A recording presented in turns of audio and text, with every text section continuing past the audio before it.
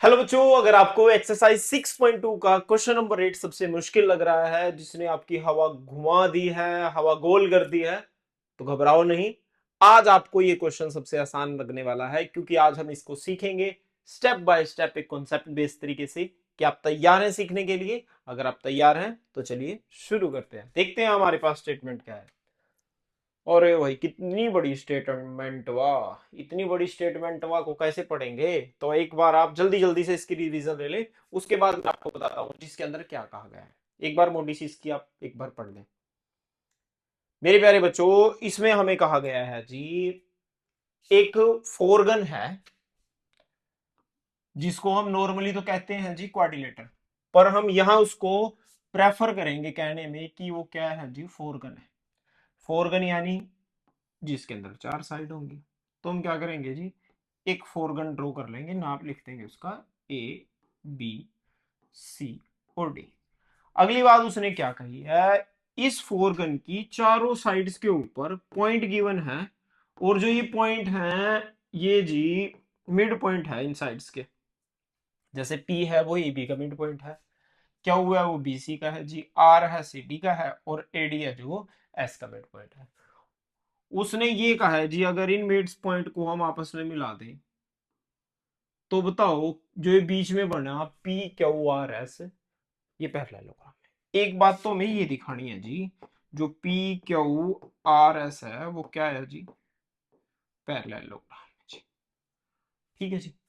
दूसरी बात, अगर आप ध्यान से देखो मेरे प्यारे बच्चों, उसने ये कहा है prove that the area of parallelogram, यानी area of P Q R S, ये क्या होगा जी, will be half of the area of given foreground। दूसरी प्यारी बात हमें ये निकालनी है जी। क्या ये दोनों बातें क्लियर है मेरे प्यारे बच्चों? सबसे पहले हम दिखाएंगे जो पी क्यू आर एस है जी, वो क्या है, एक पैरेललोग्राम है। तो सॉल्यूशन करना स्टार्ट करेंगे जी इसका। लिख लेंगे जी क्या है, A B C D is a फोरगन, P Q R S mid point, P comma Q comma R comma S are mid points. बस इतना क्लिक हो बहुत है मेरे प्यारे बच्चों। उसके बाद हम क्या करेंगे, हम इसके अंदर एक कंस्ट्रक्शन करेंगे। एक कंस्ट्रक्शन करेंगे, हम क्या करेंगे जी, हम ज्वाइन करेंगे। हम ज्वाइन करेंगे ए से लेकर सी तक। लिख दो जी, ज्वाइन ए टू सी। हमने क्या करा मेरे प्यारे बच्चों, ए टू सी को आपस में मिला दिया। अब ये मिलाने का क्या फायदा हुआ, ये मिलाने का ये फायदा हुआ, एक ट्राइंगल तो इस तरफ बन गई मेरे प्यारे बच्चों, दिख रही होगी आपको, एक ट्राइंगल इस तरफ बन गई। तो मैं क्या करूंगा, मैं लेके चलूंगा इन ट्राइंगल ए बी सी। अगर आप ध्यान से देखो, अगर आप ध्यान से देखो, देखो ये भी मिड पॉइंट है जी, ये भी मिड पॉइंट है। अगर हम मिड पॉइंट्स को आपस में मिला दें तो उसके सामने अगर कोई साइड है ना जी, वो उसके बराबर होगी। क्या होगी जी वो, सॉरी पैरेलल होगी। तो हम लिखेंगे in triangle A B C D by mid point theorem. Mid point theorem क्या कहती है मेरे प्यारे बच्चों, अगर किसी ट्राइंगल में कोई हमने लाइन ड्रॉ की है मिड पॉइंट से, तो जो वो पैरेलल होएगी ना, उसके सामने वाली लाइन के पैरेलल होगी। तो मैं कह सकता हूं जी, जो पी क्यू है वो किसके पैरेलल है जी, एसी के। ठीक है जी। और जो इसकी पी क्यू की वैल्यू है वो हाफ होगी एसी के। क्या ये मेरी बात समझ में आई? क्या ये मेरी बात समझ में आई मेरे प्यारे बच्चों? Very good. अब एक ट्राइंगल हो रहा है जी, उसको भी लेके चलो। लिखो इन ट्राइंगल, क्या ट्राइंगल है जी, इस तरफ देखो एडीसी। सेम वही बाय मिड पॉइंट थ्योरम काम कर रहे हैं जी। तो जो एस आर है वो किसके पैरेलल होएगा जी, एसी के पैरेलल होएगा। जो ये एस आर है किसके पैरेलल होएगा, एसी के। और जो एस आर है इसकी वैल्यू कितनी मिलेगी जी, हाफ मिलेगी एसी के। ये होगी मेरी इक्वेशन 2। क्या इतनी की बात क्लियर है बच्चों?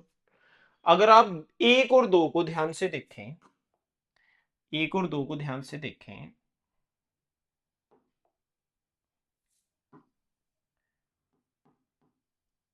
फ्रॉम 1 and 2, ध्यान से देखो मेरे बच्चों, पी क्यू किसके पैरेलल है जी, एसी के, और एस आर भी किसके पैरेलल है, एसी के। तो मैं ये कह सकता हूं जी, जो पी क्यू है वो किसके पैरेलल होगा, एस आर के। हाँ है ना?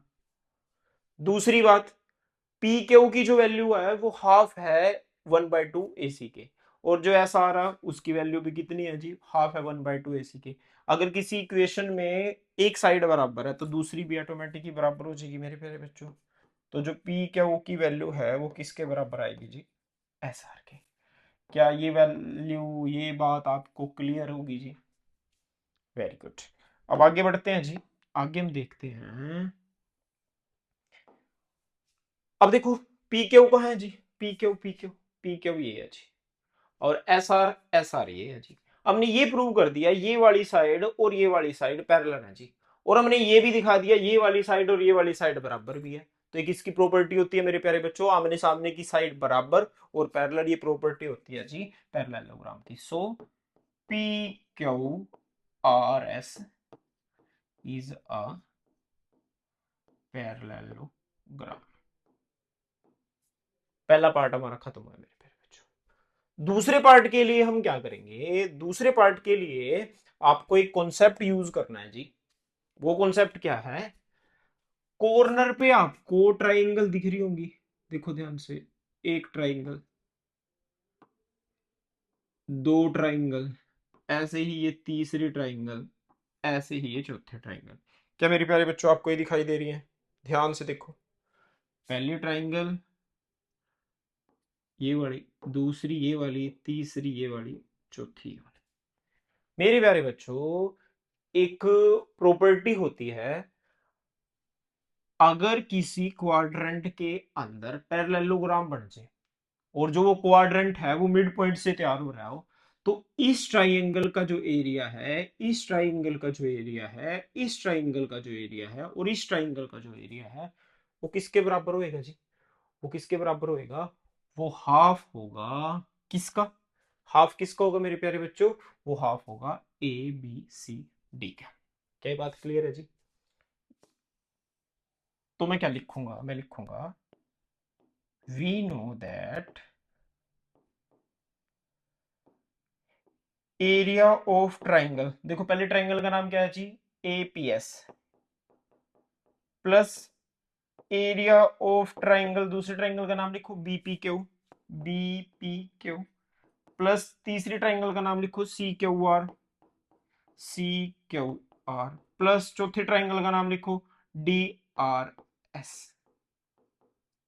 ये किसके बराबर होएगा मेरे प्यारे बच्चों, ये होगा हाफ ऑफ एरिया ऑफ जो एक बाहर पॉलीगन बना है, क्या नाम है जिसका, ए बी सी डी।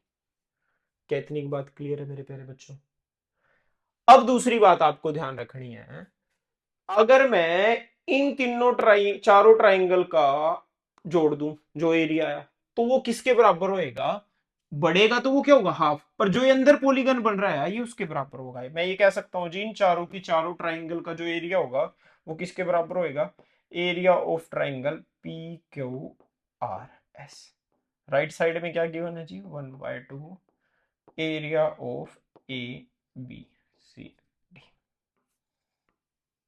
तो बच्चों जो आपको निकालना तो आपको मिल गया, तो लिख देंगे हेंस। ये छोटा सा सॉल्यूशन और ये छोटा सा कॉन्सेप्ट कौन से वाला, कि इन चारों ट्राइंगल का जो एरिया होगा वो बाहर बने क्वाड्रेंट के बराबर, और अगर इन चारों ट्राइंगल को मैं जोड़ दूं वो किसके इक्वल होएगा, वो इस पूरे पैरेललोग्राम के बराबर होएगा। आई होप बच्चों आपको ये step by step concept based method समझ में आया होगा। अगर आपको ये क्वेश्चन समझ में आया है तो वीडियो को लाइक कर देना, चैनल को सब्सक्राइब कर देना और अपने दोस्तों तक शेयर जरूर कर देना। मिलते हैं बच्चों नेक्स्ट वीडियो में। जय हिंद, जय भारत।